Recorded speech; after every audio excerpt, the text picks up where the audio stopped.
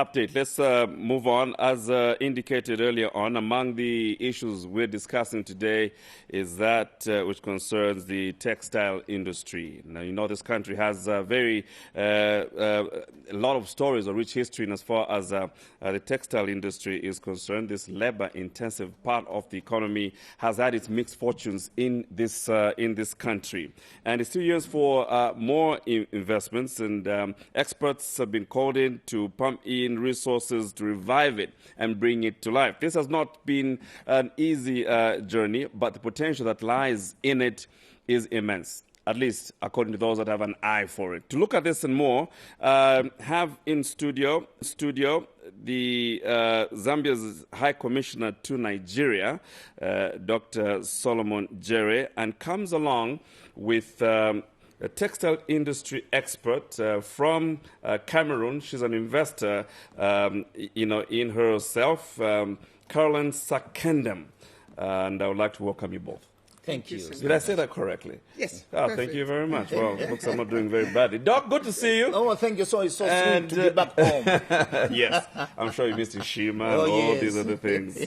It's really wonderful. So let's talk about your work. You've been away from home for quite a bit. For some time, yes. And I suppose you feel fresh coming back. But let's look at your work, being that part of the continent and looking at investment opportunities. And this is a story which I'm sure we'll be able to tell in the few minutes that we have. How has been your tour of duty in that regard? Excellent and amazing, but at the same time challenging. Right. Challenging because, it's a vast area. West Africa is an area that has been covered without much information coming out from that side. I wished we had the reporters also from based in any of the embassies, either Ghana or Nigeria, to cover West Africa, so that you hear more about the investment opportunities that are in that area. What you hear about West Africa mostly is Boko Haram or anything negative, but there's a lot of good in that area. And today I'm glad that we are here. From Abuja, there's a Dr. Linus, who's also a Cameroonian, but based in Abuja, who managed to bring somebody very, very critically important in the investment portfolio, right, who happens to be here, right. Caroline. She's a mega force. I think you remember the name Caroline from the AGOA. Right. I'll leave the rest to you to find out. Of course. Welcome to Zambia. Thank you so much. And I can imagine, unless I'm wrong, I'm sure you don't feel any different between being here and being home. I'm sure it feels the same. Well, I feel home here. Honestly, it's been such a good time here. I'm spending a good time here. Absolutely. Why Zambia? Well, I've been in Zambia 10 years back. Right. Exactly in August 2011. And it was a great experience. And it's amazing because 10 years later, I'm back. And why Zambia is because Dr. Linus, like His Excellency is saying, he said that, Caroline, there's someone who wants to hear more about what you are doing on IT. And he asked me to come to Nigeria. And that's how I met His Excellency, who wanted to hear more about the portfolio of projects that I was carrying on. And so I made a presentation to him, and that's how he said that you have to come to Zambia. Right. And having a great experience of Zambia 10 years back, I felt like it was good to be back, to be here back. It's an area which many feel hasn't risen to its full potential. Yeah. But it's one where countries really make a lot or rip from, so to speak. What do you think, or what gives you the confidence this is something that this country can really benefit from? Well, the first thing is that talking to His Excellency, I realized that there's high potential. And I said to myself, it's good to come and see. And when I came and I see, well, this is something that we can do, especially in textile industry, but also in IT. IT, I think, is true everywhere, not only in Zambia, it's true everywhere. And as a matter of fact, when I'm talking about, because the group of companies that are carrying is Easy Park Group, and Easy Park Group is for not only for Zambia, Nigeria, Cameroon. This is why actually our website is www.easypark.com. easypack.africa and not .com. Okay. You know, because I want it to be an African product for African, made by Africans. Right. Yeah. So IT, textile. I'm thinking that in your stay, you've had conversations, and nobody's giving you doubts as to whether you should. You're I'm risky. a true entrepreneur. Yes, so no, I don't. You know, when you get to know your product so well, the risk is minimum. The risk is really minimum. Right. And I truly believe that coming here, and you know, I made my own due diligences. Okay. And so I believe that there is high potential, and there's something that I can give to the country that the country will give back. It's a win-win situation. It has to So be. many times when you look at what's happening across the continent, you've got all these investors and the desire to computerize. But is there enough supporting infrastructure to make work like you know your IT investment portfolio? Yeah, this is the problem of Africa. The problem is definitely infrastructure. And I understand that here this is not a big problem. And so this is also the reason why I truly believe that this is something that we can implement easily, so long as I'm capable to explain what I really want to do and what the population will gain of. Because everything that we are trying to do, at least everything that I'm trying to implement, I always target 4 objectives. The first one is value added, because without value added, you cannot get wealth. The second one is job creation and business opportunities. The third one is revenue collection, because the country needs to get revenues. And the fourth one is the well-being of the population. Those are the 4 main objectives. And all my projects, all the business activities that I made have to target those 4. 1, 2, 3, but it has to be there. Right. Doc, I see why you got convinced. Yes. in fact, apart from what you have mentioned, Yes. she has got a lot more what she's going to bring to Zambia. Right. When we heard from her, she started with the, I think first one is Easy Pack. Easy Pack, yes. Easy Pack. Easy And Pack, maybe yes. she can explain better, just briefly, so that people should be able to understand that something good is coming to Zambia. Now, with the new government giving the opportunities to the young ones, to the youths, the solution is here. Really? Yes, and then I think let her explain more. Okay, so now we hear about EasyPack. Yeah. EasyPack actually is a digital application. It's a business application that allows motorists to park the car without paying by cash. They pay by telephone through the mobile money. As simple as that. You go to town, you park your car, 2 hours, you go, and 10 minutes before the time is expired, you receive an SMS notification saying that either you extend or you leave. And you don't have to go to next to your car to do whatever, even from your office.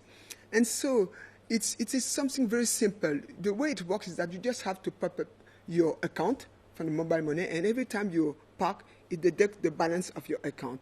And where there's a high job creation is because it works with controller. You need to control, because if you park your car and nobody is controlling, then you can go away with that and you don't have to pay. So now you have those young population using a device that we will provide to them with a digital solution again, right, that use the automatic license plate recognition so that they can flash the license plate and they know whether or not that car has paid. Okay. Hasn't paid, there's a fine in the application. Has paid, it's okay. And so you use 1 person out of 50 cars, 50 parking spaces. So if you have 10,000 parking spaces, you can imagine. Right. So it's almost like going towards having smart cities? Yeah, exactly.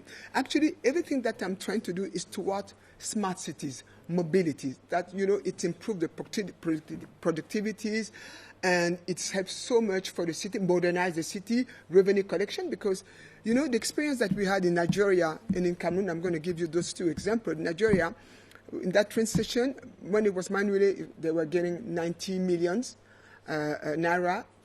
Going through digitalization, went up to 360 millions.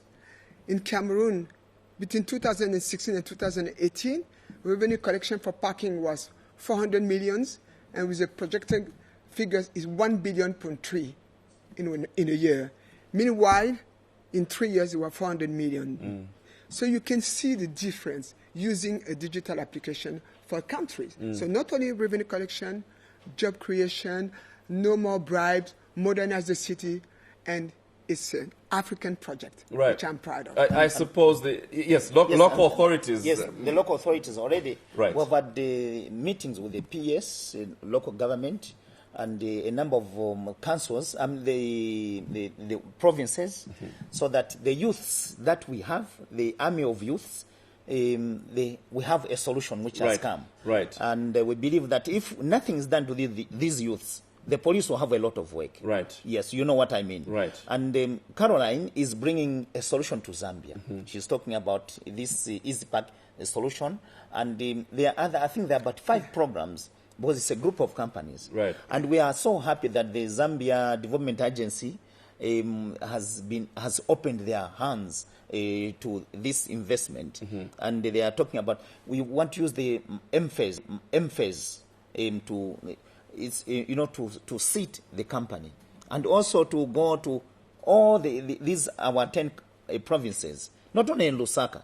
So this is a solution, it's a national solution. But one more thing which she needed to also explain is about the back office. They are the back office and the payment system, because we will go to the second project that I want to bring here. But this digital parking was capable thanks to the Swing digital application, because the way it works is that as soon as you pay your parking, the money is immediately to the account of the city hall. Let's imagine that we decide that, let's say, city hall will get 50%, municipality police 10%, then Easy Park 20%, then a fourth one 10%.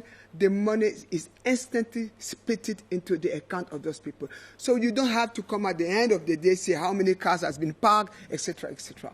So this is a new, unique solution. I want to say that I'm proud of you. In the world, you can check it. There's nowhere. Right. 12 years to do it. And behind that is that the way it works, and you have the application for the motorist, then you have the control agent, and then you have a back office. The back office allows you to know exactly at what time you have this quantity of car which is parked right now in that specific road.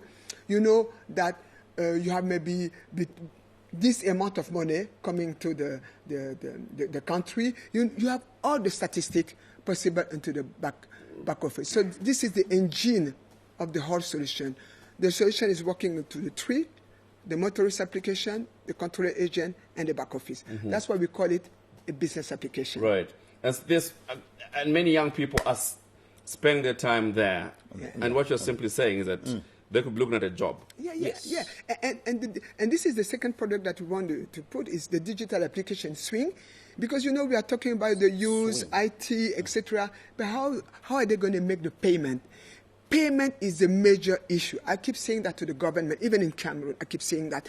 It's good to say all their use, etc. You give them dream, but when it comes to payment, how do? They can only do payment in their country. But we are talking now about trade among Africans. I'm in Cameroon, using funds CFFN, Zambia, Kwacha, Nigeria, Naira. Now, thanks to Swing, we can make a payment instant. It's going to be electronic, but as soon as you get to your country, you get it into the currency. Right.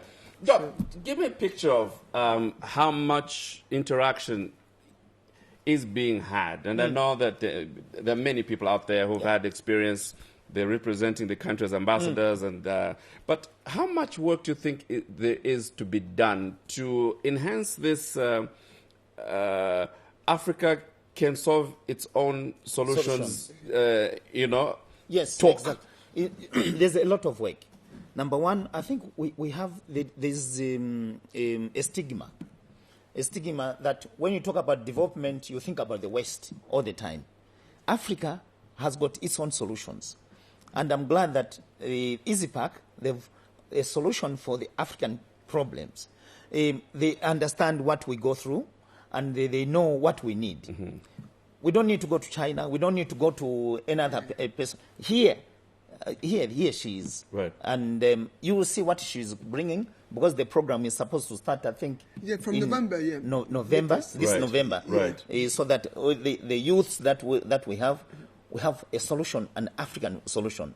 So for us who are in foreign service, we tend to domesticate our operations. I hope you understand. We tend to Africanize ourselves. Those of us who are in Africa, we Africanize. We look at every situation from the African lens, right, and then look for a solution that would be easily suitable to the Zambian situation. And that's how we managed to identify this group of companies' best investment for Zambia. Right. So many people will be hoping that governments across Africa support innovations of this nature. Exactly.